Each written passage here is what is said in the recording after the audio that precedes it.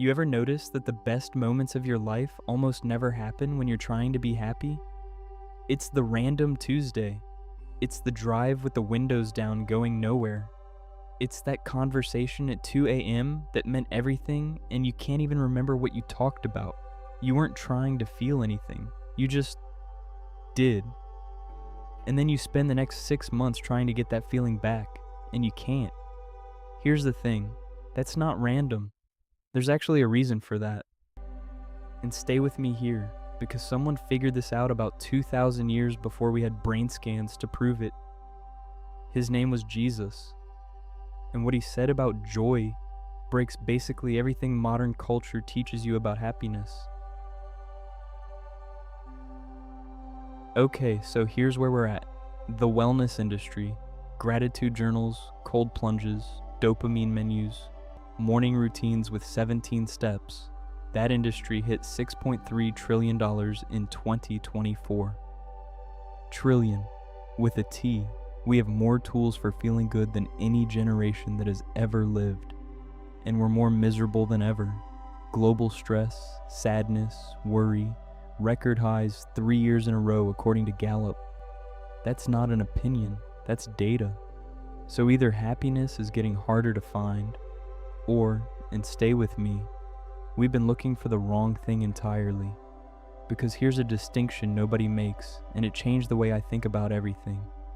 Happiness is a mood. You get it, it fades, you chase it again. It needs things to be going well. Joy is something completely different. Joy has been reported by people in prison cells, hospital beds, funerals. That doesn't make sense. Unless joy and happiness aren't even the same thing. And I don't think they are. Okay, so there's this letter, ancient letter, written by a guy named Paul, one of Jesus' earliest followers. And when he writes this letter, he's sitting in a Roman prison, chained to a guard, waiting for a trial that might end with his head on a block. And the word he uses more than any other word in that entire letter, joy, not hope, not hang in there. Joy, that's already wild. But it gets wilder, because the person Paul is writing about, Jesus, talked about joy in a way that honestly contradicts almost everything you and I have been taught about how to feel good. Now look, I don't know where you're at with any of this. Maybe you grew up in church. Maybe you've never opened a Bible in your life. Doesn't matter. I'm not here to convince you of anything. But I do think if you're honest about it, really honest, the way you've been chasing happiness probably isn't working. And what Jesus said about joy, it might be the most useful psychological framework nobody's talking about. Let me show you what I mean. 3 moments, all Jesus. Watch where joy shows up because it's not where you'd expect. First, the night before Jesus dies, and he knows it, he sits down with his closest friends, his guys, the people he's walked with for 3 years, and he says this, John 15:11, I have told you this so that my joy may be in you and your joy may be complete. Hold on, read that again. He's about to be arrested, beaten, killed. He knows exactly what's coming.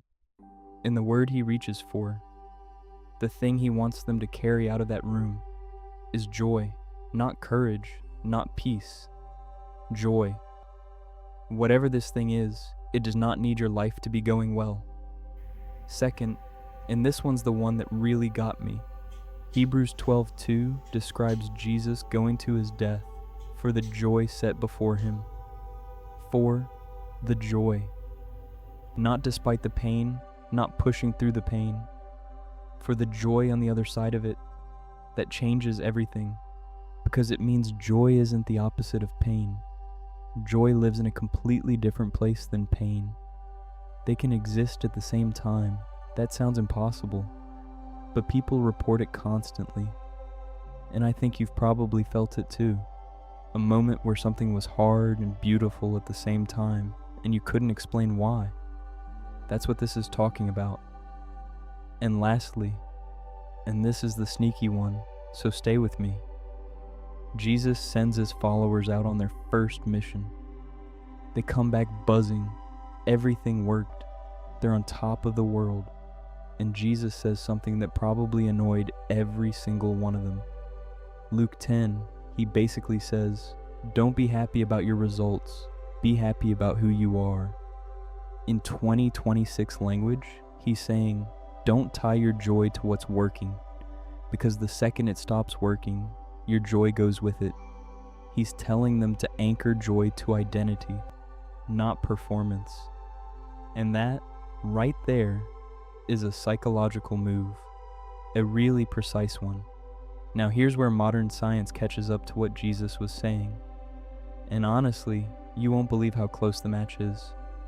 To start off, happiness and joy run on different systems in your brain, like literally different chemicals. Happiness is mostly dopamine, that reward hit. You buy something new, you feel great. 2 weeks later, it's just a thing. Dr. Robert Lustig at UCSF has spent 20 years on this. Dopamine spikes, dopamine drops. That's the cycle. That's happiness. Joy, that maps to serotonin. It's slower, deeper. It doesn't come from getting stuff. It comes from connection. Meaning. Knowing who you are. So when Jesus talks about joy that doesn't depend on circumstances, he's basically describing serotonergic well-being. 2,000 years early. Next, there's this thing in psychology called the hedonic treadmill. It's one of the most replicated findings in the field, and it will mess you up. Lottery winners, you'd think they'd be happy forever, right? Nope. Back to baseline within months. People who've been in terrible accidents. Also back to baseline within a similar window. Big external events barely move the needle long term. Your brain just adjusts. So every be happy about your results model of joy is running on a treadmill and going nowhere. What Jesus said in Luke 10, anchor it to identity, not outcomes, is literally the only framework that survives the treadmill. Modern positive psychology figured this out in 2002. Jesus said it in about 30 AD. You do the math. And third, this one's my favorite. Dr. Martin Seligman built the foundation of positive psychology around 5 pillars of well-being. He calls it the PERMA model. Positive emotion, engagement, relationships, meaning, accomplishment. 5 things you need to actually flourish. And here's what's crazy. Only one of those 5 is about feeling good. The other 4 are structural. They're about how you're built, not how you feel. Paul's letter from prison, Philippians, hits 4 of the 5. Connection to community, deep sense of meaning, purpose bigger than himself, identity that doesn't depend on accomplishment. A guy in chains, chained to a guard, had a more psychologically complete well-being profile than most people walking around free right now. That's not willpower, that's a framework. And he got it from Jesus. Okay, so what do you actually do with all this? 3 things, real simple. First, separate your joy from your dopamine. Next time you feel good, ask yourself, is this a spike or is this a baseline? Did I get something or am I connected to something? The spike is dopamine. It'll fade by Thursday. The baseline, that's where joy actually lives. And you don't find it, you build it. You build it with relationships that cost you something, work that matters beyond the paycheck, an identity that doesn't fall apart when your circumstances change. Jesus didn't promise anyone an easy life, he promised them meaning. And the people who followed him reported more joy in prison than most of us feel on vacation. That's not a coincidence. Second, stop chasing happiness. I know, sounds insane, but hear me out. Every hack, every routine, every do this one thing and your life will change. They're all chasing the spike, and the hedonic treadmill eats every single one of them, every time. Instead, chase meaning. Meaning isn't always fun, it's often heavy, but people with a strong sense of meaning consistently report more sustained joy than people who report high happiness. Viktor Frankl saw this in concentration camps. It's been backed up dozens of times since. Joy isn't happiness plus time.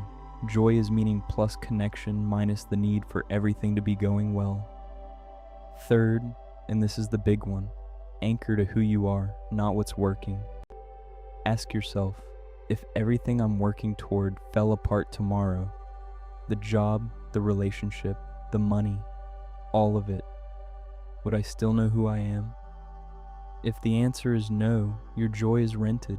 It belongs to your circumstances. And your circumstances will change.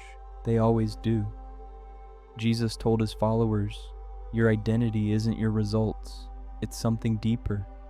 And the people across every study, every framework, every tradition who report real, lasting joy, they're the ones who figured that out before life forced them to.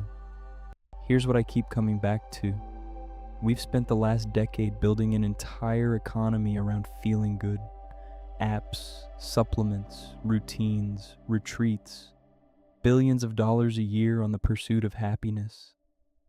And Jesus, sitting with his friends the night before he died, wasn't pursuing anything. He already had it. Not happiness, something underneath it, something that didn't need the world to cooperate. And I think the reason most of us haven't found it yet isn't because we're not trying hard enough. It's because we keep reaching for the thing on top, when the thing we actually want is underneath. Sit with that one for a minute. If this reframes something for you, send it to someone who's been chasing and coming up empty. They'll know what you mean, and if you haven't seen it yet, we sat down with Jesus at a lake this week and talked about what joy actually feels like when you stop performing it. That one's up now. Link's right here.